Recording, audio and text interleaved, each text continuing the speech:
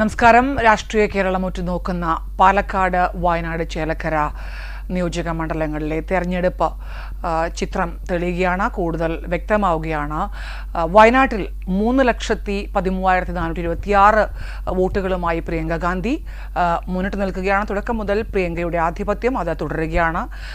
ഒപ്പം ചേലക്കരയിൽ മുൻപ് സൂചിപ്പിച്ചതുപോലെ തന്നെ LDF വ്യക്തമായ ആധിപത്യത്തോടെ 10,000-ലധികം ലീഡ് നേടി UR പ്രദീപ് മുന്നിട്ട് നിൽക്കുന്നു. പാലക്കാട് നിയോജക മണ്ഡലത്തിലാണ് ഫോട്ടോ ഫിനിഷിംഗിലേക്ക് കാര്യങ്ങൾ പോയിരുന്നത്. പക്ഷേ ഇപ്പോൾ അത് മറികടന്നുകൊണ്ട് വ്യക്തമായ ആധിപത്യം പുലർത്തുവാൻ രാഹുൽ മാങ്കൂട്ടത്തിന് സാധിച്ചിട്ടുണ്ട്. 12,451 വോട്ടുകളുമായി രാഹുൽ മാങ്കൂട്ടത്തിൽ ഒന്നാം സ്ഥാനത്ത് തുടരുകയാണ്. ഇനി വളരെ കുറച്ച് സമയം മാത്രമേ ഉള്ളൂ സ്ഥാനാർത്ഥികളിൽ വിജയികൾ ആരാണ് എന്ന് പ്രഖ്യാപിക്കുവാൻ. ഇനി നിമിഷങ്ങൾ മാത്രം ബാക്കി. ഇതിൽ വളരെ ഫോട്ടോ ഫിനിഷിലേക്ക് പോയ പാലക്കാട് നിയോജക മണ്ഡലത്തിൽ രാഹുൽ മാങ്കൂട്ടത്തിൽ 12,451 വോട്ടുകൾക്ക് മുന്നിൽ നിൽക്കുമ്പോൾ തൊട്ടടുത്ത് സി കൃഷ്ണകുമാർ രണ്ടാമതായി തുടരുകയാണ്. മൂന്നാം സ്ഥാനത്തേക്ക് പി സരിൻ, LDFിലെ പി സരിൻ മൂന്നാം സ്ഥാനത്തേക്ക് പിന്തള്ളപ്പെട്ടിരിക്കുകയാണ്. തുടക്കം മുതൽ ഏവരും ഉറ്റുനോക്കിയിരുന്നത് പാലക്കാട് നിയോജക മണ്ഡലം തന്നെയാണ്. മാറി മറിഞ്ഞ ഒരു വോട്ട് നിലയാണ് ഇവിടെ കണ്ടത്. അതിൽ പി സരിൻ പിന്നീട് വരുന്ന 7ാം റൗണ്ടോളം എണ്ണിക്കഴിഞ്ഞപ്പോൾ 3ാം സ്ഥാനത്ത് തുടർന്നിരുന്ന പി സരിൻ 2ാം സ്ഥാനത്തേക്ക് വരുന്ന ഒരു കാഴ്ച നാം കണ്ടു. അത് വളരെയധികം ആവേശം ഉണർത്തുന്നതായിരുന്നു LDF ക്യാമ്പിൽ ഉണ്ടായിരുന്നത്. 3ാം സ്ഥാനത്തേക്ക് കൃഷ്ണകുമാർ പിന്തള്ളപ്പെട്ടു. പിന്നീട് അടുത്ത റൗണ്ട് 8ാം റൗണ്ടിലേക്ക് വരുമ്പോൾ 2ഉം 3ഉം സ്ഥാനക്കാർ തമ്മിൽ മാറിമറിയുന്ന കാഴ്ച. 2ാം സ്ഥാനത്തേക്ക് സി കൃഷ്ണകുമാർ വീണ്ടും തിരികെ എത്തുന്നു. 3ാം സ്ഥാനത്തേക്ക് പി സരിൻ പിന്തള്ളപ്പെടുന്നു. ആ ട്രെൻഡ് ഇപ്പോഴും തുടരുകയാണ്. 1ാം സ്ഥാനത്ത് രാഹുൽ മാങ്കൂട്ടത്തിൽ പാലക്കാട് 1ാം സ്ഥാനം നിലനിർത്തി മുന്നേറുകയാണ്. 2ാം സ്ഥാനത്ത് സി കൃഷ്ണകുമാർ, NDAയുടെ സി കൃഷ്ണകുമാർ 2ാം സ്ഥാനത്ത്. 3ാം സ്ഥാനത്ത് പി സരിൻ തുടരുന്നു. പുതിയ വിവരങ്ങളുമായി ബിജു ജി കൃഷ്ണൻ ചേരുന്നു. ബിജു, മുൻപ് സൂചിപ്പിച്ചതുപോലെ തന്നെ, നമ്മൾ ഇപ്പോൾ പറഞ്ഞതുപോലെ തന്നെ പാലക്കാട് മാത്രമേ ഉള്ളൂ നമുക്ക് ഇനി അറിയേണ്ടതുള്ളൂ. അതും ഏകദേശം അറിഞ്ഞ മട്ടാണ്, അങ്ങനെ പറയേണ്ടി വരും. ഫോട്ടോ ഫിനിഷിങ്ങിലേക്കായിരുന്ന കാര്യങ്ങൾ ഇപ്പോൾ വളരെ കൃത്യതയോടുകൂടി രാഹുൽ മാങ്കൂട്ടത്തിൽ ഉറപ്പിച്ചിരിക്കുന്നു എന്ന് വേണ്ടേക്കും. മറ്റ് 2 മണ്ഡലങ്ങളിലും, വയനാട് ലോക്സഭാ മണ്ഡലത്തിലും ചേലക്കര നിയോജക മണ്ഡലത്തിലും വ്യക്തമായ ആധിപത്യം UR പ്രദീപും പ്രിയങ്ക ഗാന്ധിയും ഉറപ്പിച്ചിരിക്കുന്നു. പാലക്കാടും രാഹുൽ മാങ്കൂട്ടത്തിൽ ഉറപ്പിച്ചു എന്ന് വേണ്ടേ കരുതാൻ?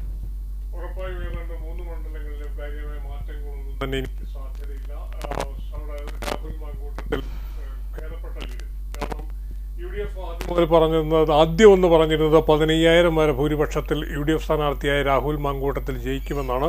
പിന്നീട് ആ കണക്കിൽ വ്യത്യാസം വരുത്തി ഏതാണ്ട് 5,000 വരെ വോട്ടുകൾക്ക് ജയിച്ചേക്കാമെന്നൊരു ധാരണയാണ് അവരുടെ ഭാഗത്തു നിന്നുണ്ടായത്. എന്നാൽ ഇപ്പോൾ സ്വാഭാവികമായും നമുക്ക് ലഭിക്കുന്ന സൂചന അനുസരിച്ച് 12,000-ന് മുകളിലേക്ക് ലീഡ് നില ഉയർന്നിരിക്കുന്നു. അവസാന ലാപ്പുകളിലേക്ക് വോട്ടെണ്ണൽ കടന്നിരിക്കുന്നു എന്നുകൂടി നമുക്ക് മനസ്സിലാക്കുമ്പോൾ ഇത് സ്വാഭാവികമായും ഇനിയും വലിയ കാര്യമായ ഒരു അട്ടിമറിക്കുള്ള സാധ്യതയൊന്നും തന്നെയില്ല. അതേപോലെ തന്നെ ഈ UR പ്രദീപും നിയമസഭയിലേക്ക് വീണ്ടും എത്തുന്ന ഒരു സാഹചര്യം വരുന്നു. UR പ്രദീപിന്റെ ലീഡ് നില കഴിഞ്ഞ പ്രാവശ്യം ലഭിച്ച 12,200 എന്നുള്ള ഒരു അവസ്ഥയിൽ നിന്ന് ഭൂരിപക്ഷം അതിനേക്കാൾ വർദ്ധിപ്പിക്കുന്നൊരു സാഹചര്യം കൂടി ഉണ്ടായിരിക്കുന്നു. ഇപ്പോൾ ഈ പ്രിയങ്ക ഗാന്ധിയും ഏതാണ്ട് അവരുടെ ലീഡ് 3 ലക്ഷം കടന്നിരിക്കുന്നു. അങ്ങനെ 3 സ്ഥാനാർത്ഥികളുടെയും, അതായത് കേരളത്തിൽ ഉപതെരഞ്ഞെടുപ്പ് പൂർത്തിയായ കഴിഞ്ഞ 3 മണ്ഡലങ്ങളിലെയും, ലോക്സഭാ മണ്ഡലമായ വയനാട്, നിയമസഭാ മണ്ഡലങ്ങളായ പാലക്കാട്, ചേലക്കര എന്നിവിടങ്ങളിൽ കാര്യമായ അട്ടിമറി സാധ്യതകളൊന്നും ഇല്ലാതെ മുൻപ് ഏതൊക്കെ പാർട്ടികളുടെ സ്ഥാനാർത്ഥികൾ അവിടെ നിന്ന് ജയിച്ചു പോയോ അതേ അവസ്ഥയിലേക്ക് തന്നെ കാര്യങ്ങൾ എത്തുന്നു. നിലകളിലും പ്രത്യേക കാര്യമായ ഒരു മാറ്റമൊന്നും സംഭവിക്കുന്നില്ല. പാലക്കാട് 2ാം സ്ഥാനത്ത് കഴിഞ്ഞ പ്രാവശ്യ തെരഞ്ഞെടുപ്പിലേതുപോലെ തന്നെ ഇത്തവണയും BJP തന്നെ എത്തുന്നു. CPM-നും അല്ലെ LDFിൻ്റെ സ്ഥാനാർത്ഥിക്ക് 3ാം സ്ഥാനം കൊണ്ട് തൃപ്തിപ്പെടേണ്ടി വന്ന ഒരു സാഹചര്യം കൂടിയുണ്ട്. കാര്യമായൊരു പക്ഷേ വോട്ടിൽ കുറച്ചുകൂടി കഴിഞ്ഞ പ്രാവശ്യത്തേക്കാൾ കുറച്ചുകൂടെ വോട്ട് വിഹിതം വർദ്ധിപ്പിക്കുവാൻ CPM-ന് അല്ലെങ്കിൽ LDFിന് കഴിഞ്ഞിട്ടുണ്ടെന്നാണ് നിലവിൽ നമുക്കിപ്പോൾ മനസ്സിലാക്കാൻ കഴിയുന്നത്. കൂടുതൽ ചിത്രം ഇത് സംബന്ധിച്ച കൂടുതൽ കാര്യങ്ങൾ തെരഞ്ഞെടുപ്പിന് ശേഷം മാത്രമേ വ്യക്തമാവുകയുള്ളൂ. വ്യക്തമാണ് ബിജു. വയനാട്ടിലും അതുപോലെ തന്നെയാണ്. ഈ 3 തെരഞ്ഞെടുപ്പിലെ മൂന്നിടത്തും കാര്യമായ ഒരു മാറ്റം എന്ന് പറയാൻ പറ്റില്ല. ആൾക്കാർ മാറി എന്നുള്ളതല്ലാതെ പ്രത്യേകിച്ച് കാര്യമായ ഒരു മാറ്റങ്ങളൊന്നും സംഭവിച്ചിട്ടില്ല. മണ്ഡലങ്ങൾ നിലനിർത്തും. അതെ, തീർച്ചയായും ബിജു. അതുപോലെ തന്നെ ഇപ്പോൾ ഏകദേശം ഇപ്പോൾ പറഞ്ഞതുപോലെ തന്നെ കാര്യങ്ങൾ വ്യക്തമാണ്. പാലക്കാട്ട് രാഹുൽ മാങ്കൂട്ടത്തിൽ ഉറപ്പിച്ചിരിക്കുകയാണ്. ഇനി 2ാം സ്ഥാനത്തിന് വേണ്ടിയുള്ള പോരാട്ടമാണ്. അത് പി സരിനാണോ കൃഷ്ണകുമാറാണോ എന്നുള്ളതാണ്. കാരണം ഇപ്പോൾ ഏറ്റവും പുതിയ റിപ്പോർട്ടുകൾ അനുസരിച്ച് സരിൻ 2ാമത്തേക്ക് എത്തുന്നു എന്നുള്ള വാർത്തകൾ വരികയാണ്. പി സരിൻ 2ാമത് എത്തുന്നു, സി കൃഷ്ണകുമാർ 3ാം സ്ഥാനത്തേക്ക് പിന്തള്ളപ്പെടുന്നു എന്നുള്ള വാർത്തകൾ വരുന്നു. അത് അങ്ങനെയാണെങ്കിൽ LDF-ന്റെ ഒരു മുന്നേറ്റമായിരിക്കില്ലേ? പി സരിൻ്റെ ഒരു വരവ് ഏറ്റവും അധികം ഗുണം ചെയ്തിട്ടുണ്ടാവില്ലേ എന്നുള്ള വിലയിരുത്തലായിരിക്കില്ലേ? ഒപ്പം ഭരണ വിരുദ്ധ വികാരം എന്നുള്ള ആ പ്രതിഭാസം മാറി ഒരു ഭരണ മുന്നേറ്റം എന്നുള്ളത് പാലക്കാട് അങ്ങനെ 2ാം സ്ഥാനം ആണെങ്കിൽ പോലും അതിനെ വിലയിരുത്താൻ സാധിക്കില്ലേ? CPM-നെ സംബന്ധിച്ചോളം 2ാം സ്ഥാനത്തേക്ക് സരിൻ എത്തിയാൽ അത് തന്നെ വലിയൊരു വിജയമെന്ന് തന്നെയാണ് അവസാന റൗണ്ടിൽ CPM ജില്ലാ നേതൃത്വവും സംസ്ഥാന നേതൃത്വവും ഒക്കെ തന്നെ കരുതിയത്. കാരണം കഴിഞ്ഞ 3 തെരഞ്ഞെടുപ്പുകളിലായി 3ാം സ്ഥാനത്തായിരുന്നു ഇടതുപക്ഷ ജനാധിപത്യ മുന്നണി. അതിൽ നിന്ന് വ്യത്യസ്തമായി കുറച്ചുകൂടി ചലനം മണ്ഡലത്തിൽ ഉണ്ടാക്കുവാൻ ഇത്തവണ കഴിഞ്ഞിട്ടുണ്ട്. അത് സരിനിലൂടെ കാര്യമായ ചലനമുണ്ടാക്കി വേണമെങ്കിൽ ഒരു അട്ടിമറി വിജയം നേടാമെന്നും CPM അല്ലെങ്കിൽ LDF കണക്കുകൂട്ടിയിരുന്നു. എന്തായാലും 2ാം സ്ഥാനത്തേക്ക് എത്തുക ആ ഒരു സാഹചര്യം തന്നെ അവിടെ ഒരു നിലവിലെ സാഹചര്യത്തിൽ ഇടതുപക്ഷ ജനാധിപത്യ മുന്നണിയെ സംബന്ധിച്ചോളം വലിയൊരു കാര്യം തന്നെയാണ്. വലിയൊരു കടമ്പയാണ് അവർ കടക്കുന്നത്. കഴിഞ്ഞ 3 തെരഞ്ഞെടുപ്പിലും 3ാം സ്ഥാനത്തായിരുന്നു അവിടെ ഉണ്ടായിരുന്നത്. അതിൽ നിന്ന് വലിയ മാറ്റം വന്നിരിക്കുന്നു. അതൊരു വലിയ കാര്യം തന്നെയാണ്. എന്തായാലും സരിൻ്റെ ഒരു സ്ഥാനാർത്ഥിത്വം സ്വാഭാവികമായും അത്തരത്തിൽ ഗുണം ചെയ്തു. സരിൻ കോൺഗ്രസ് വിട്ട് CPM-ന്റെ ക്യാമ്പിലേക്ക് വരുമ്പോൾ അത് സംബന്ധിച്ച് ഒട്ടേറെ വിവാദങ്ങൾ ഉയർന്നിരുന്നു. എങ്കിൽ പോലും സരിൻ എന്തായാലും അദ്ദേഹത്തിൻ്റെ നിലപാട് കൊണ്ടും ശ്രദ്ധേയനായി. അത് ഇടതുപക്ഷ ജനാധിപത്യ മുന്നണിക്ക് മണ്ഡലത്തിൽ ഉണ്ടായിരുന്ന സ്ഥിരമായ വോട്ടുകൾക്കപ്പുറത്തേക്ക് സരിൻ്റെ ഒരു വ്യക്തിപ്രഭാവവും സരിൻ്റെ ഒരു വരവും കൂടി കുറച്ചെങ്കിലും തുണച്ചിരിക്കണം. അങ്ങനെ തുണയ്ക്കുമെന്ന് തന്നെയാണ് ഇടതുപക്ഷ ജനാധിപത്യ മുന്നണിയും പ്രത്യേകിച്ച് CPM ഒക്കെ തന്നെ കരുതിയിരുന്നത്. അതിലൊരു പക്ഷേ ഗുണകരമായ ഒരു മാറ്റം ഉണ്ടായോ എന്നുള്ളൊരു തീരുമാനം, എന്നൊരു കണക്ക്, അത് സംബന്ധിച്ചൊരു വിശകലനം എന്തായാലും CPM സംസ്ഥാന സെക്രട്ടേറിയറ്റും അതുപോലെ തന്നെ ജില്ലാ നേതൃത്വവും ഒക്കെ തന്നെ വിലയിരുത്തി വാർത്താക്കുറിപ്പിലായാലും മറ്റ് പ്രതികരണങ്ങളുടെ രംഗത്ത് വരും. എന്തായാലും ഒരു 2ാം സ്ഥാനത്തേക്ക് എത്തുവാൻ കഴിഞ്ഞാൽ അത് തന്നെ വലിയ കാര്യമാണ്. അതേസമയം NDAയുടെ ഭാഗത്തു നിന്നായാലും കാര്യമായൊരു വിള്ളൽ NDAയുടെ വോട്ട് വിഹിതത്തിൽ ഉണ്ടായിട്ടുണ്ട് എന്ന് തന്നെയാണ് നമുക്ക് മനസ്സിലാക്കാൻ കഴിയുന്നത്. അതിന് ഒട്ടേറെ ആഭ്യന്തര പ്രശ്നങ്ങൾ ആ പാർട്ടിക്കകത്തുണ്ടായിരുന്നു. അതേപോലെ തന്നെ മറ്റ് ഈ 2 മുന്നണികളും പ്രത്യേകിച്ച് ഇടതുമുന്നണിയായാലും അതേപോലെ തന്നെ UDF ആയാലും രണ്ടുപേരും കാര്യമായ രീതിയിൽ BJP-ക്കെതിരായി അറ്റാക്ക് ചെയ്യുന്ന ഒരു രീതിയും ഇപ്രാവശ്യം ഈ തെരഞ്ഞെടുപ്പിൽ കാണുവാൻ കഴിഞ്ഞു. അതിൻ്റെ എല്ലാം കൂടി ഒരു ആത്യന്തികമായ ഫലം സ്വാഭാവികമായും LDF-നും അതേപോലെ തന്നെ പറഞ്ഞ UDF-ൻ്റെയും ഒക്കെ വോട്ട് വിഹിതത്തിൽ കാര്യമായ വർധന ഉണ്ടായിട്ടുണ്ട് എന്ന് തന്നെയാണ് നമുക്ക് മനസ്സിലാക്കാൻ കഴിയുന്നത്. നഗരസഭാ മേഖലകളിലടക്കം BJP-ക്കേറെ സ്വാധീനമുണ്ടായിരുന്ന നഗരസഭാ മേഖലകളിലടക്കം ഈ പറഞ്ഞ പോലെ ഈ 2 കക്ഷികൾക്കും UDF-നായാലും അതുപോലെ തന്നെ LDF-നായാലും കാര്യമായൊരു കുതിച്ച് കയറ്റത്തിനുള്ള സാധ്യതകൾ ഉണ്ടായി എന്നുള്ള കാര്യം ബിജു അത് തന്നെയാണ് പറയാൻ വന്നത്. അതായത് രാഹുൽ മാങ്കൂട്ടത്തിന്റെ വൻ ജയം എന്നാണ് UDF ക്യാമ്പ് വിലയിരുത്തുന്നത്. വൻ ജയത്തിലേക്ക് രാഹുൽ മാങ്കൂട്ടത്തിൽ എത്തുന്നു എന്നാണ് UDF ക്യാമ്പ് വിലയിരുത്തുന്നത്. അതിനവർ പറയുന്ന കാരണങ്ങൾ നഗരസഭയിലടക്കം ഷാഫി പറമ്പിലിന്റെ ലീഡിനെ മറികടക്കാൻ രാഹുൽ മാങ്കൂട്ടത്തിനായി എന്നുള്ളതാണ്. അത് വളരെയധികം ഒരു നിർണായകമായ ഒരു സ്വാധീനമല്ലേ? അത് രാഹുൽ മാങ്കൂട്ടത്തിലിൻ്റെ സ്വാധീനമാണോ അതോ ഷാഫി പറമ്പിലിൻ്റെ സ്വാധീനമാണോ? അതായത് ഷാഫി പറമ്പിലിൻ്റെ കൈപിടിച്ചാണ് രാഹുൽ മാങ്കൂട്ടത്തിൽ ഈ ഒരു സ്ഥാനാർത്ഥിയായി ഇങ്ങോട്ടെത്തുന്നത്. അത് ആരുടെ വ്യക്തിപ്രഭാവം കൊണ്ടാണ് ഇത്രയും ലീഡ് ഈ പാലക്കാട്ട് ഇദ്ദേഹത്തിന് രാഹുൽ മാങ്കൂട്ടത്തിന് സാധിച്ചത്? ഇതൊരു വ്യക്തിപ്രഭാവത്തിൻ്റെ കേവലമായ ഒരു വ്യക്തിയുടെയോ സ്വാധീനപരമായുള്ളൊരു സംഭവമൊന്നും ആയിരിക്കില്ല. ഈ പത്തനംതിട്ട ജില്ലക്കാരനായ രാഹുൽ മാങ്കൂട്ടത്തിൽ പാലക്കാട് വന്ന് പ്രത്യേകിച്ച് വ്യക്തിപ്രഭാവമൊന്നും കാണിക്കുവാനില്ല. അതേപോലെ തന്നെ മണ്ഡലത്തിൽ നിന്ന് വടകരയിൽ പോയി മത്സരിച്ച് ജയിച്ച് അവിടുന്ന് MP ആയ ഷാഫി പറമ്പിലിനും കാര്യമായ ഒരു വ്യക്തിപ്രഭാവം കൊണ്ടൊന്നുമല്ല ഈ നേട്ടമൊന്നും ഇവിടെ ഉണ്ടാക്കുവാൻ കഴിഞ്ഞിട്ടുള്ളത്. അത് സ്വാഭാവികമായും യു ഡി എഫിൻ്റെ ഒരു മെഷീനറി, യു ഡി എഫിന് അതായതൊരു നിർണായക ഘട്ടം, ഈ നിർണായക ഘട്ടത്തിൽ ഈ പറഞ്ഞ പോലെ യു ഡി എഫിൻ്റെ നേതാക്കളുടെ ഭാഗത്തുനിന്നാലും യു ഡി എഫ് പ്രവർത്തകരുടെ ഭാഗത്തുനിന്നാലും കാര്യമായ ഒരു ഉണർവുണ്ടായി എന്ന് തന്നെയാണ് മനസ്സിലാക്കാൻ കഴിയുന്നത്. അത് ഈ പറഞ്ഞ പോലെ രാഹുൽ മാങ്കോട്ടത്തിൻ്റെ അല്ലെങ്കിൽ ഷാഫി പറമ്പിലിൻ്റെ വ്യക്തിപ്രഭാവം കൊണ്ട് നേടിയെടുക്കുന്ന നേട്ടമൊന്നുമല്ല, മറിച്ച് രാഷ്ട്രീയ വോട്ടുകൾ തന്നെയാണ് പാലക്കാട് ഇപ്രാവശ്യം ഉണ്ടായിട്ടുള്ളത്. ഏത് പാർട്ടിക്ക് അനുകൂലമായാലും രാഷ്ട്രീയമായ ചില നിലപാടുകൾ മണ്ഡലത്തിൻ്റെ രാഷ്ട്രീയ നിലപാടുകൾ തന്നെയാണ് ഇപ്പോൾ ബോധ്യമായിട്ടുള്ളത്. ബി ജെ പി അവിടെ നിന്ന് ജയിക്കാതിരിക്കാനുള്ളൊരു നിലപാട് ഈ രണ്ട് മുന്നണികളുടെ ഭാഗത്തുനിന്നും ഉണ്ടായി. അതിൻ്റെ ഒരു ആത്യന്തികമായ ഫലം, അതേപോലെ തന്നെ ഈ മറ്റ് രാഷ്ട്രീയ വിഷയങ്ങൾ, സർക്കാരിനെതിരായിട്ടുള്ള ഭരണവിരുദ്ധ വികാരങ്ങൾ, കേന്ദ്ര സംസ്ഥാന സർക്കാരുകൾക്കെതിരായിട്ടുള്ള ഭരണവിരുദ്ധ വികാരങ്ങൾ, അതേപോലെ തന്നെ മണ്ഡലത്തിൻ്റെ വികസനം സംബന്ധിച്ചുള്ള കാര്യങ്ങൾ, ഇങ്ങനെ ഒട്ടേറെ കാര്യങ്ങൾ നിലവിൽ ചർച്ച ചെയ്യപ്പെട്ടു. അതെല്ലാം ജനങ്ങൾ വിലയിരുത്തി. അതിന് പുറമെ പുതിയതായി ഉണ്ടായിട്ടുള്ള രാഷ്ട്രീയപരമായ വിവാദങ്ങൾ ഒട്ടേറെ ഈ തെരഞ്ഞെടുപ്പ് കാലഘട്ടത്തിൽ പാലക്കാട് സാക്ഷ്യം വഹിക്കുകയുണ്ടായി. ഇതെല്ലാം സ്വാഭാവികമായും യു ഡി എഫിന് അനുകൂലമായി ഭവിച്ചു. അത് ഏതെങ്കിലും ഒരു വ്യക്തിയുടെ ഒരു പ്രഭാവം കൊണ്ട് ഉള്ളൊരു നേട്ടമായി കരുതുവാൻ കഴിയുമോ എന്നുള്ള കാര്യത്തിൽ സംശയമുണ്ട്. എന്തായാലും ഉപതെരഞ്ഞെടുപ്പ് ഫലം, അത് രാഷ്ട്രീയ തെരഞ്ഞെടുപ്പ് ഫലം എന്തായാലും രാഷ്ട്രീയമായി നേട്ടം തന്നെയാണ്, ചരിത്രമാണ്, രാഷ്ട്രീയ ചരിത്രമാണ്, കേരളത്തിന്റെ ചരിത്രമാണ്.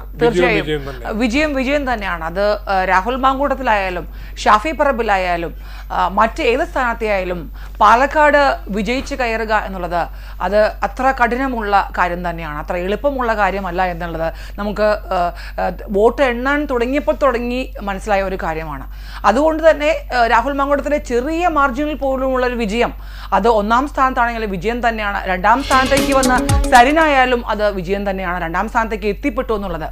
ഇപ്പോൾ കെ മുരളീധരനടക്കമുള്ളവരുടെ പ്രതികരണങ്ങൾ വരുന്നുണ്ട്. കാരണം സ്ഥാനാർത്ഥി കാര്യങ്ങളിലൊക്കെ മുരളീധരൻ വളരെയധികം ഇഷ്ടപ്പെട്ട ഒരു സീറ്റായിരുന്നു ഇത്. അദ്ദേഹത്തിന് സീറ്റ് കിട്ടുന്നു എന്നുവരെ കാര്യങ്ങൾ വന്നിരുന്നു. പിന്നീടാണ് എല്ലാം മാറി മറിഞ്ഞ രാഹുൽ മാങ്കൂട്ടത്തിൻ്റെ സ്ഥാനാർത്ഥിത്വത്തിലേക്ക് കാര്യങ്ങൾ എത്തുന്നത്. പരാജയം എന്ന് പറയുന്നത് കുറച്ച് കാലങ്ങളായി പരാജയമാണ്. മൂന്നാം സ്ഥാനത്തേക്ക് ബന്ധപ്പെട്ട പരാജയം തന്നെയാണ്. മൂന്നാം സ്ഥാനത്തേക്ക് ആയിട്ട് കാലം കുറേ ആയി. കാരണം രണ്ടാം സ്ഥാനത്താണ് സി കൃഷ്ണകുമാർ, പിന്നീട് സരൺ തിരിച്ചു വന്നെങ്കിലും മൂന്നാം സ്ഥാനം കൊണ്ട് LDF-നെ തൃപ്തിപ്പെടേണ്ടി വന്നു. സ്വാഭാവികമാണ്, സാധിച്ചില്ല എന്നുള്ളതാണ്. പാലക്കാട് സംബന്ധിച്ചോളം രണ്ടാം സ്ഥാനത്തെങ്കിലും ലഭിച്ചാൽ കാര്യമായ ഒരു വിജയമായിരിക്കാം എന്നാണ് അന്ന് CPM കരുതിയിരുന്നത്. അങ്ങനെ നേതൃത്വം വിലയിരുത്തിയിരുന്നത്. പക്ഷേ പാളിയിരിക്കുന്നു. പ്രധാനമായും CPM-നെ സംബന്ധിച്ചോളം ഇപ്രാവശ്യം അവരുടെ ഒരു നേട്ടം, ഒരു എന്നും അധികം പ്ലസ് പോയിന്റ് എന്നുള്ള രീതിയിലാണ് ഇപ്രാവശ്യം പാലക്കാട് തെരഞ്ഞെടുപ്പിനെ നേരിട്ട് ഒരുപക്ഷെ ജയിച്ചേക്കാം എന്നൊരു ഘട്ടം വരെ അവർ വിചാരിച്ചിരുന്നു. അതിന് പ്രധാനമായും സരിനെ സ്ഥാനാർത്ഥിയാക്കിയ ഒരു പാർട്ടി ചിഹ്നത്തിൽ മത്സരിച്ച സ്ഥാനാർത്ഥികൾ കഴിഞ്ഞ 3 തെരഞ്ഞെടുപ്പുകളിലും മൂന്നാം സ്ഥാനത്തേക്ക് പോയൊരു നാണക്കേട് ഏറ്റുവാങ്ങേണ്ട ഒരു ഘട്ടം. ഇപ്രാവശ്യം പാലക്കാട് മത്സരിപ്പിക്കാൻ അത്ര ശക്തനായ ഒരു സ്ഥാനാർത്ഥി ഇല്ലാത്ത ഘട്ടം. ഈ ഘട്ടത്തിലാണ് സരിൻ്റെ ഒരു ഉദയം ഉണ്ടാകുന്നത്.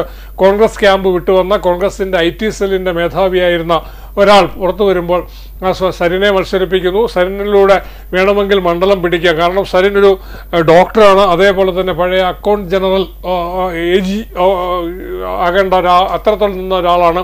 സിവിൽ സർവീസിൽ നിന്ന് രാജിവെച്ച് രാഷ്ട്രീയത്തിലേക്ക് വന്നതാണ്. അങ്ങനെ ഒരു വ്യക്തിപ്രഭാവമുള്ള ആളെ, അതായത് കഴിഞ്ഞ പ്രാവശ്യം BJP മത്സരിപ്പിച്ച മെട്രോ ശ്രീധരനെ പോലെ വ്യക്തിപ്രഭാവമുള്ള ഒരാളെ മത്സരിപ്പിക്കുന്നതിലൂടെ ഇത്തവണ വേണമെങ്കിൽ ഒന്ന് പയറ്റാം, രണ്ടാം സ്ഥാനത്തേക്ക് ഒന്നുമില്ലെങ്കിൽ രണ്ടാം സ്ഥാനത്തേക്ക് എത്താമെന്നൊക്കെ CPM കണക്ക് കൂട്ടിയിരുന്നു. പക്ഷേ ആ കണക്കുകൂട്ടൽ പാളി എന്നാണ് മനസ്സിലാക്കേണ്ടത്. പക്ഷെ ഒരു കാര്യം, ഈ പറഞ്ഞ BJP-യുടെ കോട്ടകൊത്തളങ്ങളൊക്കെ തന്നെ തകർക്കുവാൻ UDF-ന് തകർക്കുവാൻ കഴിഞ്ഞെങ്കിൽ അതിൻ്റെ ഒരു സ്വാഭാവികമായും കുറച്ച് നേട്ടം LDF-ന് ഉണ്ടായിട്ടുണ്ട് എന്നാണ് മനസ്സിലാക്കുന്നത്.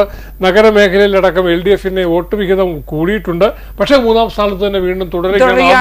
സ്വാഭാവികമായും വരും ദിവസങ്ങളിൽ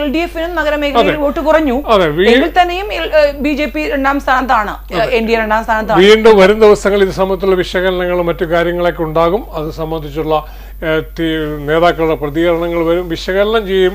എന്തായാലും ഒരു പാഠമാണ് ഈ പാഠത്തിൽ. വയനാട് എന്ത് സംഭവിച്ചു? വയനാട്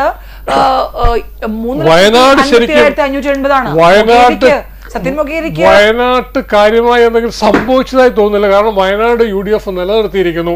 വയനാട്ടിൽ CPIയുടെ അല്ലെങ്കിൽ LDFന്റെ വോട്ട് വിഹിതത്തിൽ എത്രത്തോളം വ്യത്യാസം ഉണ്ടായിട്ടുണ്ടെന്ന് കൂടി മനസ്സിലാക്കിയെങ്കിൽ മാത്രമേ അവിടെ ഏതെങ്കിലും തരത്തിൽ നേട്ടം LDFന് ഉണ്ടായിട്ടുണ്ടോ എന്ന് നമുക്ക് ചിന്തിക്കുവാൻ കഴിയും. കാരണം വയനാട്ടിൽ ഇത്തവണ പോളിംഗ് ശതമാനം കുറയുമ്പോൾ ശരിക്കും നേട്ടം തന്നെയാണ് പ്രിയങ്ക ഗാന്ധി സംബന്ധിച്ച്.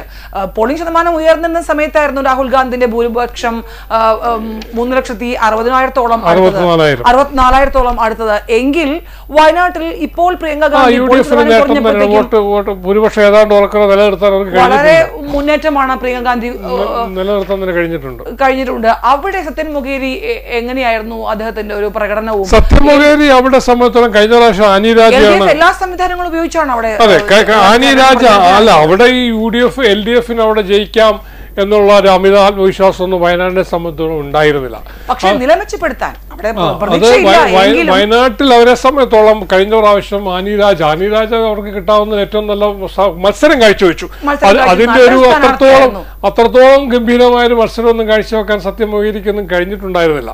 സത്യൻ മൊകേരിയെ സംബന്ധിച്ചോളം സത്യൻ മൊകേരിക്ക് ഒരു നേട്ടം എന്ന് പറയുന്നത് MI ഷാനവാസിനായിട്ട് മത്സരിക്കുന്ന ഒരു ഘട്ടത്തിൽ ഈ കോൺഗ്രസിന്റെ 1,00,000-ന് മുകളിലൊക്കെ ഉണ്ടായിരുന്ന ഭൂരിപക്ഷം ഏതാണ്ട് ഒരു 20,000 ആയി കുറയ്ക്കാനെന്ന് ഈ പറഞ്ഞ സത്യൻ മൊകേരിക്ക് പണ്ട് കഴിഞ്ഞിരുന്നു. അപ്പോൾ അങ്ങനെയൊക്കെ ഒരു സംവിധാനമൊക്കെ വെച്ചുകൊണ്ടാണ് സ്വാഭാവികമായി ഇത്തവണ അവിടെ മത്സരിക്കാൻ ഇറങ്ങിയത്. പക്ഷേ പ്രത്യേകിച്ചൊരു അത്ഭുതമൊന്നും വയനാട്ടിൽ സംഭവിച്ചില്ല. എന്തായാലും ഒന്ന് നമുക്ക് വ്യക്തമായി പറയാൻ കഴിയും, UDFന് അത്യാവശ്യം മേൽക്കൈ, അതായത് ഒരു മേനി നടിക്കാവുന്ന വിജയം തന്നെയാണ് ഈ മൂന്നിടത്തും ഉണ്ടായിട്ടുള്ളത്. UDFന്റെ കാര്യം നമ്മൾ പറഞ്ഞു കഴിഞ്ഞു. മൂന്നിടത്തിലെ രണ്ടിടത്തും ഉണ്ടായിട്ടുള്ളത്. ചേലക്കരയിൽ വോട്ടില് ഭൂരിപക്ഷം കുറയ്ക്കാൻ കഴിഞ്ഞതിൽ. അതെ, BJP സംബന്ധിച്ച് എന്താണ്? BJP സംബന്ധിച്ചോളം അതിഭീമമായ ക്ഷീണം. പാലക്കാട് സംവിധാനങ്ങൾ ഉപയോഗിച്ച് BJPയെ സംബന്ധിച്ചോളം കേന്ദ്ര ഭരണം അതേപോലെ തന്നെ മറ്റു സാമ്പത്തിക സംവിധാനങ്ങളെല്ലാം ഉണ്ട്, ഇതെല്ലാം ഉണ്ടെങ്കിൽ പോലും പക്ഷേ ഈ പാലക്കാട് തൃശ്ശൂര് വീണ്ടും പാലക്കാട് കൂടി ഒന്ന് ആവർത്തിക്കാവുന്ന ഒരു ആകെ അമിത വിശ്വാസം.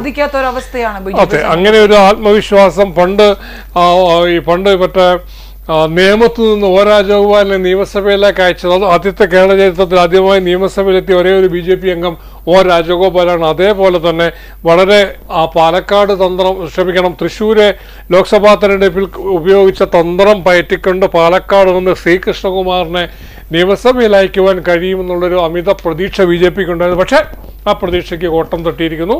ആ പ്രതീക്ഷയ്ക്ക് മാത്രമല്ല, അവരുടെ കയ്യിലുണ്ടായിരുന്ന, അതായത് നാട്ടിൽ ചൊല്ലുണ്ട്, ഒറ്റാലിൽ കിടന്നതും പോയി മുകളിൽ നിന്ന് വന്നതുമില്ല എന്ന് പറഞ്ഞ അവസ്ഥയിലേക്ക് അവരുടെ BJPയെ സംബന്ധിച്ച് ഭയങ്കരമായ ഒരു ക്ഷീണം BJPക്ക് സംഭവിച്ചു. അത് പറയുമ്പോൾ തന്നെ BJPയിൽ നിന്ന് മുന്നണി മാറ്റത്തിലൂടെ UDFിലേക്ക് ചേക്കേറിയ സന്ദീപ് വാര്യർക്ക് ഗുണം ചെയ്തു എന്ന് വേണ്ടേ കരുതാൻ. സന്ദീപ് വാര്യർ പക്ഷേ ഇനിയിപ്പോ കോൺഗ്രസിനെ സംബന്ധിച്ചോളം കോൺഗ്രസിന്റെ വലിയൊരാളായി തീരാനുള്ള സാധ്യത വളരെ കൂടുതലാണ്. പക്ഷെ അത് പ്രശ്നമാണെങ്കിലും അദ്ദേഹത്തിന്റെ മുന്നേറ്റം, ഒരു കടന്നുവരവ് മറ്റൊട്ടേറെ രാഷ്ട്രീയ വിഷയങ്ങളുടെ അടിസ്ഥാനത്തിലാണ് സ്വാഭാവികമായി UDFനോടൊരു മുന്നേറ്റം ഉണ്ടാക്കാൻ കഴിഞ്ഞത്. വ്യക്തിപരമായി സന്ദീപ് വാര്യരുടെ ഒരു നേട്ടം കൊണ്ട് മാത്രമാണോ എന്നുള്ള കാര്യം സംശയം. വളരെ തുച്ഛമായ ചില ആളുകളെ മാത്രം ഒരുപക്ഷെ സന്ദീപ് വാര്യരുടെ വരവും കോൺഗ്രസിലേക്കുള്ള വരവ് സ്വാധീനിക്കപ്പെട്ടേക്കാമെങ്കിൽ പോലും, പക്ഷെ അതിനപ്പുറത്തേക്ക് സന്ദീപ് വാര്യർ എത്രത്തോളം സ്വാധീനം ചെലുത്തി എന്ന കാര്യം നമുക്കിനി വരും ദിവസങ്ങളിൽ, ഇനി രാഷ്ട്രീയ ചരിത്രം കിടക്കുകയാണല്ലോ, പിന്നീട് പരിശോധിക്കപ്പെടേണ്ട കാര്യമാണ്. എന്തായാലും ഒരു രാഷ്ട്രീയ മത്സരം തന്നെയായിരുന്നു ഈ പറഞ്ഞ പാലക്കാട്ടായാലും അതല്ലെങ്കിലും ഈ പറഞ്ഞ ചേലക്കരയിലായാലും ഒക്കെ തന്നെ ഉണ്ടായത്. ആ വയനാട്ടിലും മത്സരിച്ചു. ഈ മൂന്നിടത്തും പ്രത്യേകിച്ച് പ്രത്യക്ഷത്തിൽ കാര്യമായ ഒരു നേട്ടം ആരെങ്കിലും നേടിയെന്ന് പറയാൻ പറ്റില്ല. അവരൊക്കെ നിലനിർത്തി പോകുന്നത്. പാലക്കാട് പണ്ട് UDF ജയിച്ചു, ഇപ്രാവശ്യം UDF ജയിച്ചു. ചേലക്കര LDF നിലനിർത്തി, അതേപോലെ തന്നെ വയനാട്ടിൽ UDF നിലനിർത്തി. ഇങ്ങനെ ഒരു ബാഹ്യമായ ചിത്രമാണ് നമുക്ക് ലഭിക്കുന്നതെങ്കിൽ പോലും ഈ തെരഞ്ഞെടുപ്പുകളുടെ ഒരു ഉള്ളിൽ അന്തർലീനമായ മറ്റു പല കാര്യങ്ങൾ ഇനി വിശകലനം ചെയ്യപ്പെടേണ്ടതായിട്ടുണ്ട്. അത് ഈ പറഞ്ഞ പോലെ ഈ നേട്ടം, ആത്യന്തികമായി ഈ നേട്ടം തീർച്ചയായും UDFന് അവകാശപ്പെട്ടതാണ്. അത് KPCC അധ്യക്ഷന് അവകാശപ്പെട്ടതാണ്. VD സതീശന്റെ പ്രതികരണം വന്നു കഴിഞ്ഞു. അദ്ദേഹം പറയുന്നത് ഉജ്ജ്വല വിജയമാണ് രാഹുൽ മാങ്കൂട്ടത്തിൽ കാഴ്ചവെച്ചത്. ഒപ്പം ചേലക്കരയിലും നില മെച്ചപ്പെടുത്താൻ രമ്യ ഹരിദാസിനായി. വയനാട്ടിൽ രാഹുലിന്റെ ഗാന്ധിയെ മറികടക്കാൻ അടുത്തോളം എത്തി പ്രിയങ്ക ഗാന്ധി എന്ന് പറയുമ്പോഴും ഈ ഒരു വിജയം UDFന്റെ കെട്ടുറപ്പിനെ ബാധിച്ചിട്ടുണ്ട്. അതായത് അവർ വർദ്ധിച്ചു.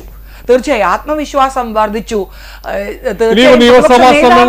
വളരെയധികം ആഹ്ലാദം പങ്കുവയ്ക്കാനുള്ള ഒരു നിമിഷം കൂടിയല്ലേ. ഇനിയിപ്പോ നിയമസഭാ സമ്മേളനം തുടങ്ങാൻ പോകുന്ന വർദ്ധിത വീര്യത്തോട് നിയമസഭയ്ക്ക് അകത്തും പുറത്തും ഒക്കെ UDF അടക്കമുള്ളവർക്ക് അവർക്ക് കുറച്ചുകൂടെ ഗംഭീരമായി കാര്യങ്ങൾക്കൊക്കെ അവതരിപ്പിക്കാനുള്ള ഒരു ആർജവം ലഭിച്ചു എന്നുള്ള വേണം മനസ്സിലാക്കാൻ. പക്ഷെ ഇനിയിപ്പോ അവരെ സംബന്ധിച്ചുള്ള ഏറ്റവും മുമ്പിലുള്ളത് പ്രധാനമായും ഈ പറഞ്ഞ ത്രിതല പഞ്ചായത്ത് സമിതികളിലേക്കുള്ള തെരഞ്ഞെടുപ്പ്, തദ്ദേശ തെരഞ്ഞെടുപ്പുകൾ വരുന്നുണ്ട്. ഏതാണ്ട് ഒരു വർഷത്തിലുള്ള അത് കഴിഞ്ഞാൽ അധികം സൈന്യം 1.5 വർഷം കൂടിയുള്ളൂ ഈ സർക്കാരിന്റെ നിയമസഭ. കാരണം ഇനിയുള്ള ദിവസങ്ങൾ അക്ഷീണമായി പ്രവർത്തിക്കാനുള്ള അതുകൊണ്ട് തന്നെ ചോദിക്കുകയാണ്. അതുകൊണ്ട് കൂടി കണക്കാക്കിയായിരിക്കും ചിലപ്പോൾ കെ രാധാകൃഷ്ണന്റെ മറുപടി 3ാം പിണറായി സർക്കാർ അധികാരത്തിൽ എത്തുമെന്നുള്ള ഒരു നിഗമനത്തിൽ അദ്ദേഹം എത്തിയത്.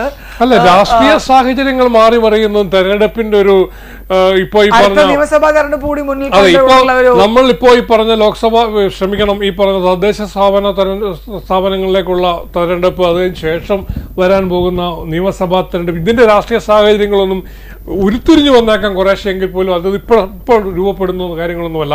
അതേതാണ്ട് തെരഞ്ഞെടുപ്പുമായി ബന്ധപ്പെട്ട് നിർണായകമായ 4-5 മാസം മുമ്പ് ഉണ്ടാകുന്ന പ്രധാന സംഭവവികാസങ്ങൾ, അതിനെ തുടർന്നുള്ള രാഷ്ട്രീയ രീതികൾ, പ്രശ്നങ്ങൾ, ചർച്ചകൾ, ഇതൊക്കെ തന്നെയാവും കൂടുതലും പെട്ടെന്ന് തെരഞ്ഞെടുപ്പുകളെ സ്വാധീനിക്കുന്ന ഒരു പ്രധാന ഘടകം. അതിലേക്ക് ഇനിയും ഘാതങ്ങളുണ്ട് എങ്കിൽ പോലും വിജയമാണ്.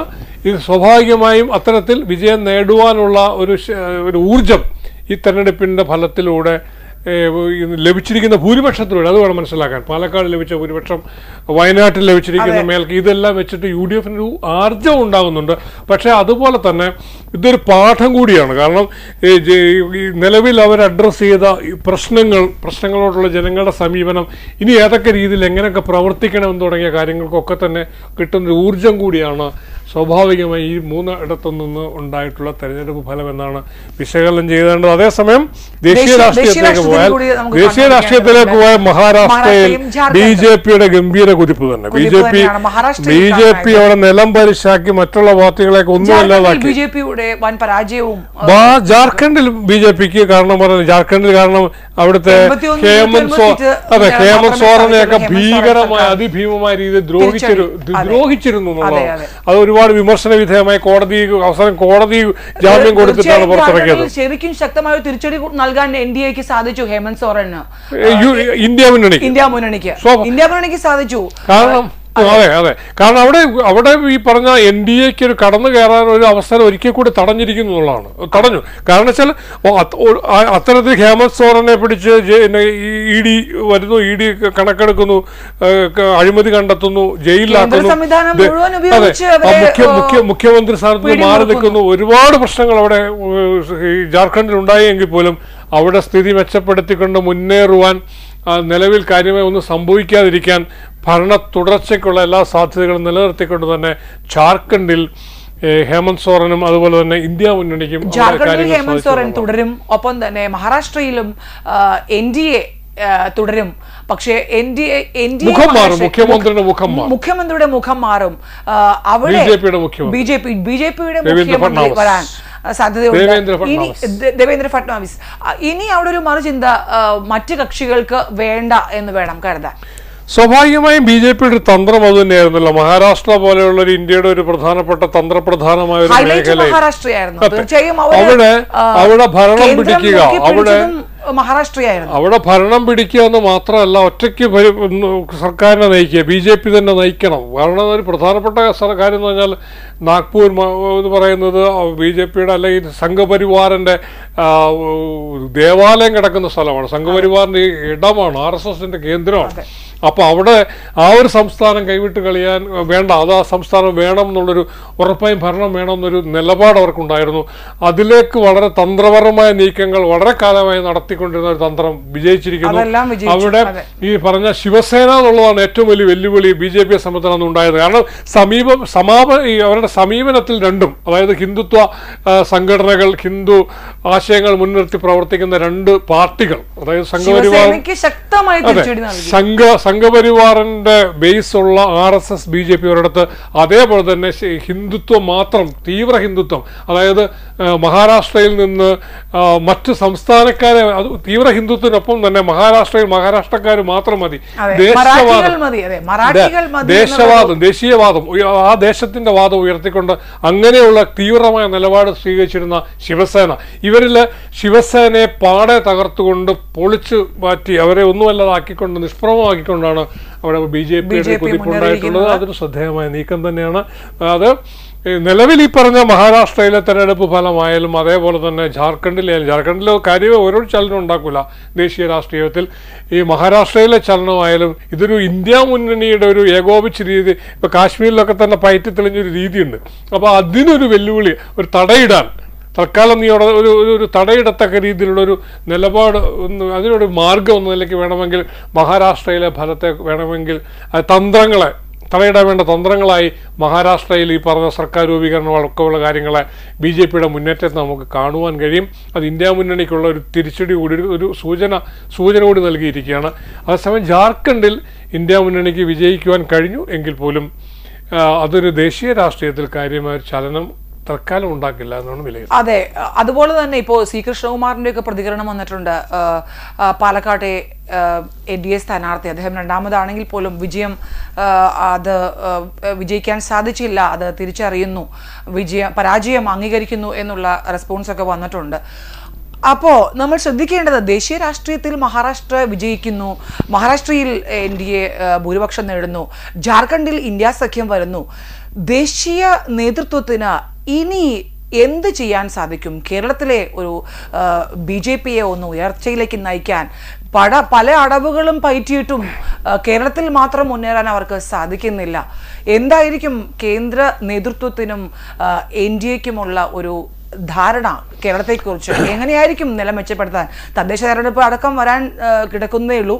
എങ്ങനെയായിരിക്കും അവരുടെ ഒരു ക്യാമ്പയിൻ അടുത്തത്? സ്വാഭാവികമായും BJPയെ സംബന്ധിച്ചോളം, BJP സംസ്ഥാന നേതൃത്വത്തെ സംബന്ധിച്ചോളം ഏറ്റവും വലിയ അവരുടെ അംഗീകാരം, ഏറ്റവും വലിയ വിജയമായി ഉയർത്തിക്കാട്ടിയത് തൃശ്ശൂർ പാർലമെന്റ് മണ്ഡലത്തിലെ വിജയമാണ്. ഈ പാർലമെന്റ് മണ്ഡലത്തിലെ വിജയത്തോടെ ഇവർക്ക് ആത്മവിശ്വാസം കൂടിയെന്ന് മാത്രമല്ല, പാലക്കാട് പോലെയുള്ള മണ്ഡലങ്ങൾ കുറച്ചുകൂടെ എളുപ്പത്തിൽ കൈയടക്കാൻ കഴിയുമെന്ന് വിചാരിക്കുകയും ചെയ്തിരുന്നു. പക്ഷെ അതിനൊരു തിരിച്ചടി നേരിട്ടു. അതേപോലെ തന്നെ ഇതിന് ഈ സ്വാഭാവികമായും ഇപ്പോൾ ഈ പാലക്കാട്ടെ തിരിച്ചടി എന്ന് പറയുന്നത് BJP നേതൃത്വത്തെ സംബന്ധിച്ചും വരും ദിവസങ്ങളിൽ ഇരുന്ന് ചിന്തിക്കും. അവരെ സംബന്ധിച്ചുള്ള നേതൃതലത്തിലായാലും മറ്റു കാര്യങ്ങളിലായാലും ഒരുപാട് ചർച്ചകൾക്കും വിമർശനങ്ങൾക്കും പലരുടെയും നടപടികൾക്കൊക്കെയുള്ള സാധ്യത വളരെ കൂടുതലാണ്. പ്രത്യേകിച്ച് BJPയുടെ വക്താവായിരുന്ന ഒരാൾ പാർട്ടിക്ക് പുറത്തു പോകാനുണ്ടായ സാഹചര്യം, ഇത്തരത്തിലുള്ള വിഷയങ്ങളൊക്കെ തന്നെ വരും ദിവസങ്ങളിൽ BJPയെ പ്രതികൂലമായി ബാധിച്ചേക്കാം. അതുകൊണ്ട് തന്നെ ദേശീയ നേതൃത്വം സംസ്ഥാന നേതൃത്വത്തിന്റെ വിഷയങ്ങളിലൊക്കെ തന്നെ ഇടപെടാനുള്ള സാധ്യതയും കൂടുതലാണ്. നിലവിൽ ബിജു സൂചിപ്പിച്ചതുപോലെ തന്നെ ഇപ്പോൾ ഇദ്ദേഹത്തിന്റെ കൃഷ്ണകുമാറിന്റെ രണ്ടാം സ്ഥാനമാണെങ്കിൽ പോലും BJPയുടെ തിരിച്ചടി സംസ്ഥാന നേതൃത്വത്തിന് എത്രമാത്രം ദോഷകരമായി ഭവിക്കും? കേന്ദ്ര നേതൃത്വം ഇത് ഉറ്റുനോക്കുകയാണ്. ഉറപ്പായും നോക്കേണ്ടി വരും. കാരണം വെച്ച് കഴിഞ്ഞാൽ അവരെ സംബന്ധിച്ച് നമ്മെ പറഞ്ഞ BJPയിൽ നിന്നുള്ള കൊഴിഞ്ഞു പോക്ക്, അടക്കമുള്ള C. കൃഷ്ണകുമാറിന്റെ പരാജയം തന്നെ പറയേണ്ടി വരും. ഇത്തരത്തിലുള്ള കാര്യങ്ങളൊക്കെ തന്നെ അവർ വിശകലനം ചെയ്യും. വരും ദിവസങ്ങളിൽ BJPക്കകത്ത് കാര്യമായ ചലനങ്ങളും ചർച്ചകൾക്കും ഒക്കെ തന്നെ ചിലരുടെ ചോദ്യം ചെയ്യപ്പെടാനും നിലപാടുകൾ ചോദ്യം ചെയ്യപ്പെടാനും ഒക്കെയുള്ള സാധ്യത വളരെ കൂടുതലാണ്. അതുകൊണ്ട് തന്നെ BJPയെ സംബന്ധിച്ചിടത്തോളം അടുത്തൊരു ലക്ഷ്യമെന്ന് പറയുന്നത് തദ്ദേശ സ്വയംഭരണ സ്ഥാപനങ്ങളിലേക്കുള്ള തെരഞ്ഞെടുപ്പാണ്. അതിനുള്ള ഹോംവർക്ക് ഒരുപക്ഷെ അത് തുടങ്ങാനുള്ള സാധ്യത വളരെ കൂടുതലാണ്. എടുത്തു പറയേണ്ട കാര്യം, കഴിഞ്ഞ ലോക്സഭാ തെരഞ്ഞെടുപ്പിൽ BJP ഒരുപാട് പ്രതീക്ഷിച്ചിരുന്നു ഈ പാലക്കാട് തെരഞ്ഞെടുപ്പുമായി ബന്ധപ്പെട്ട്. കഴിഞ്ഞ ലോക്സഭാ തെരഞ്ഞെടുപ്പിൽ ഏതാണ്ട് 10-ലധികം ഇടങ്ങളിൽ രണ്ടാം സ്ഥാനത്ത് വരുന്ന ഒരു സാഹചര്യം, പലയിടത്തും ജയിക്കാവുന്നൊരു സാഹചര്യം, അങ്ങനെയൊക്കെ ലീഡ് വന്ന സാഹചര്യങ്ങൾ ലോക്സഭാ തെരഞ്ഞെടുപ്പിലുണ്ടായി. 11-ലധികം മണ്ഡലങ്ങളിൽ ജയിക്കാവുന്ന ഒന്നാം സ്ഥാനത്ത് വരുന്ന സാഹചര്യം ഉണ്ടായി. ഇത്തരത്തിൽ BJPക്ക് വളർച്ചയുടെ ഒരു പാതയിലാണെന്ന് അവർ അമിതമായി വിശ്വസിച്ചു. സ്വാഭാവികമായും കേരളത്തെ സംബന്ധിച്ചോളം അങ്ങനെ ഒരു BJPയുടെ ഒരു കുതിപ്പ് അത്ഭുതാവഹമാണ്. അപ്പോൾ അതിൻ്റെ ഒരു ക്ഷീണം, അത്തരത്തിലൊരു പ്രശ്നം വന്നാൽ അത് BJP ഒരുപക്ഷെ പാലക്കാട്ടൊന്ന് ജയിച്ചേക്കാമെന്നൊരു വിചാരം സ്വാഭാവികമായും പാലക്കാട്ടെ ജനങ്ങളുടെ ഇടയിൽ, കാരണം BJPയെ സ്നേഹിക്കാത്ത ബി ജെ പിയുടെ വളർച്ചയിൽ ഭയമുള്ള കുറെ ആൾക്കാർ എന്തായാലും ഉണ്ടാവും പാലക്കാട്ടൊക്കെ. ന്യൂനപക്ഷങ്ങൾ അടക്കമുള്ളവർ അവരുടെ ഇടയിലേക്ക് ഇതൊരു ചലനങ്ങൾ പോലെ തരംഗങ്ങൾ പോലെ ചെല്ലുകയും ആ ന്യൂനപക്ഷ വോട്ടുകളുടെ ഏകീകരണം സ്വാഭാവികമായും പാലക്കാടുണ്ടായി. അതിൻ്റെ ഒരു വിജയം അവിടെ ഉണ്ടായിട്ടുണ്ട് എന്ന് പറഞ്ഞ പോലെ വയനാട്ടിലും അത് പിന്നെ സ്വാഭാവികമായും ന്യൂനപക്ഷങ്ങളിൽ ലീഗിനടക്കം വയനാട്ടിൽ സ്വാധീനമുള്ള സ്ഥലങ്ങളാണ്. കാരണം അവിടെ നമ്മൾ സൂചിപ്പിച്ചു, കാരണം 4 ദിവസം 5 ദിവസം വായിക്കണം കഷ്ടിച്ച് പ്രിയങ്ക ഗാന്ധി ഇവിടെ വന്ന് ക്യാമ്പയിൻ എത്തിയത്. ഇത്രത്തോളം ഭൂരിപക്ഷം ലഭിക്കണമെന്നുണ്ടെങ്കിൽ അവരുടെ ഒരു കാര്യം എന്ന് വെച്ചാൽ, പക്ഷെ കോൺഗ്രസിനെ സംബന്ധിച്ചോളം സ്വാഭാവികമായി നമുക്ക് ആലോചിക്കേണ്ട മറ്റൊരു കോൺഗ്രസിന്റെ ഒരു പരാജയം ആ ഒരു ഘട്ടത്തിൽ കാണേണ്ട മറ്റൊരു കാര്യം എന്ന് പറയുന്നത്, പ്രിയങ്ക ഗാന്ധി അല്ലെ രാഹുൽ ഗാന്ധി ആയിക്കോട്ടെ പ്രിയങ്ക ഗാന്ധി ആയിക്കോട്ടെ, ഇവർ വയനാട്ടിൽ നിന്ന് ജയിച്ചു പോയിട്ട് വയനാട്ടിൽ നിന്ന് നേട്ടം എന്നൊരു ചോദ്യം ആരെങ്കിലും ചോദിച്ചാൽ ഉത്തരം പറയത്തക്ക ബാധ്യത കൂടി ഈ നേതാക്കൾക്കുണ്ട്. ജയിക്കാം, കാരണം അത്രത്തോളം കാരണം കേരളത്തിൽ നേതാക്കൾ ഉണ്ടായിരുന്നു. അതെ, ഈ വയനാട് ദുരന്തം ഉണ്ടായ സമയത്ത് ആ 2 ദിവസം രാഹുൽ ഗാന്ധി അതെ, കാരണം അങ്ങനെയൊക്കെ ചില പ്രശ്നങ്ങൾ വയനാട്ടിന് വേണ്ടിയിട്ട് എന്ത് ചെയ്യാൻ ഇവർ കഴിയും, പ്രാദേശികം എത്രത്തോളം ഇടപെടാൻ കഴിയും. അതേസമയം കേരളത്തിൽ നേതാക്കന്മാർ ഇല്ലാണ്ടല്ലോ. കാരണം കേരളം പോലെ, കാരണം ഒരിക്കൽ ആദ്യം രാഹുൽ ഗാന്ധി മത്സരിക്കുന്നതിന് മുമ്പായി ടി സിദ്ദിഖിനെ അവിടെ നിശ്ചയിക്കുകയും ടി സിദ്ദിഖിനെ പിന്നെ അവിടെ നിന്ന് മാറ്റുകയും ചെയ്യുന്ന സാഹചര്യം ഉണ്ടായത്. ചെയ്യുന്നൊരു സാഹചര്യമാണ് ഉണ്ടായത്. പക്ഷേ അതിൽ നിന്നൊക്കെ ഒരു മാറ്റം വരുത്തിയിട്ട് കാരണം ഇഷ്ടം പോലെ നേതാക്കന്മാരുള്ളൊരു പാർട്ടിയാണ്. അതുകൊണ്ട് തന്നെയാണ് ഞാൻ ചോദിക്കുന്നത് ബിജു, ഇത് ഈ ഒരു മുന്നേറ്റം UDF-ന്റെ മുന്നേറ്റം അത് എത്രമാത്രം ഗുണം ചെയ്യും ദേശീയ രാഷ്ട്രീയത്തിൽ, എത്രമാത്രം കേരളത്തിലെ രാഷ്ട്രീയത്തിൽ കാര്യമായി പ്രിയങ്ക ഗാന്ധിയുടെ ഒരു കന്നി അംഗമാണ് വളരെയധികം മുന്നേറിയിരിക്കുന്നത്. രാഹുൽ ഗാന്ധി അടക്കമുള്ളവരുടെ ഒരു വ്യക്തിപ്രഭാവത്തെയും ഒപ്പം UDF-ന്റെ ഒരു ദേശീയ രാഷ്ട്രീയത്തെയും രാഹുൽ ഗാന്ധി നമ്മൾ രാഷ്ട്രീയത്തിന്റെ ഒരു കാര്യങ്ങൾ വിശകലനം ചെയ്യുമ്പോൾ രാഹുൽ ഗാന്ധി ഒരു പ്രതിപക്ഷ നേതാവ് എന്ന നിലയിൽ പ്രവർത്തിക്കാൻ തുടങ്ങിയത് 8 ദിവസങ്ങൾ മാസങ്ങൾ മാത്രമേ ആയിട്ടുള്ളൂ. പ്രതിപക്ഷ നേതാവായതിനു ശേഷമാണ് രാഹുൽ ഗാന്ധി അത്യാവശ്യം ആർജവത്തോടെ രംഗത്തിറങ്ങിയത്. അദ്ദേഹം ഏതാണ്ട് സ്വപ്ന ലോകത്ത് ജീവിച്ചിരുന്ന ഒരു മനുഷ്യനെ പോലെയായിരുന്നു രാഹുൽ ഗാന്ധിയുടെ പണ്ടത്തെ രാഷ്ട്രീയം. ഇപ്പോൾ പ്രതിപക്ഷ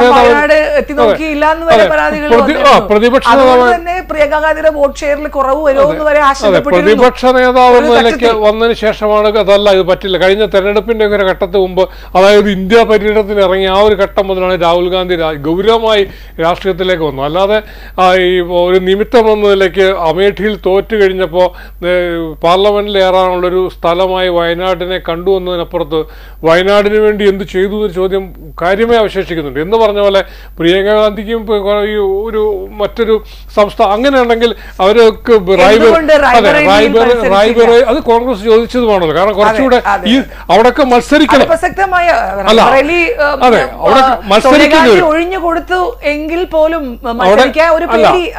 അവിടെയൊക്കെ മത്സരിക്കണമായിരുന്നു. ഇവിടെ മത്സരിക്കേണ്ട കാര്യമില്ല.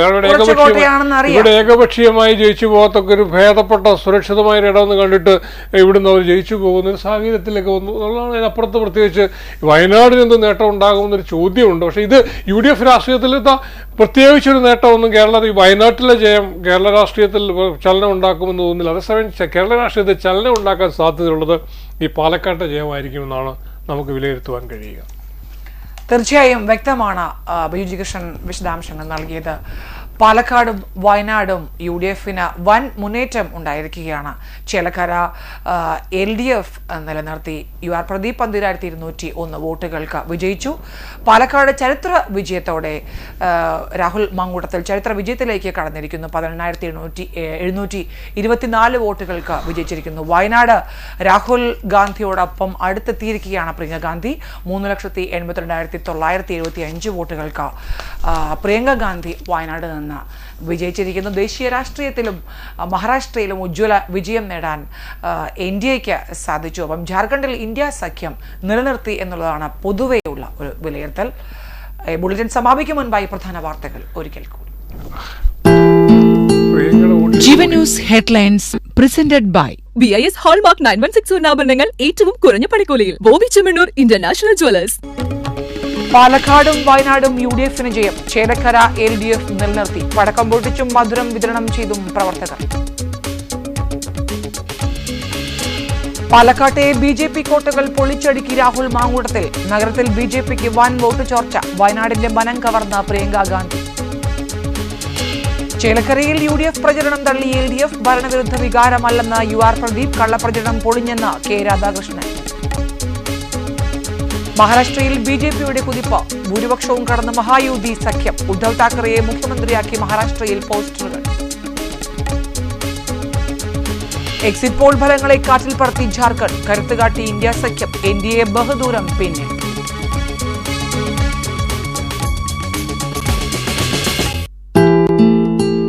ജീവൻ news headlines presented by BIS Hallmark 916 സ്വർണ്ണാഭരണങ്ങൾ ഏറ്റവും കുറഞ്ഞ പണിക്കൂലിയിൽ. Boby Chemmanur international jewellers. Bulletin സമാപിച്ചു. നമസ്കാരം.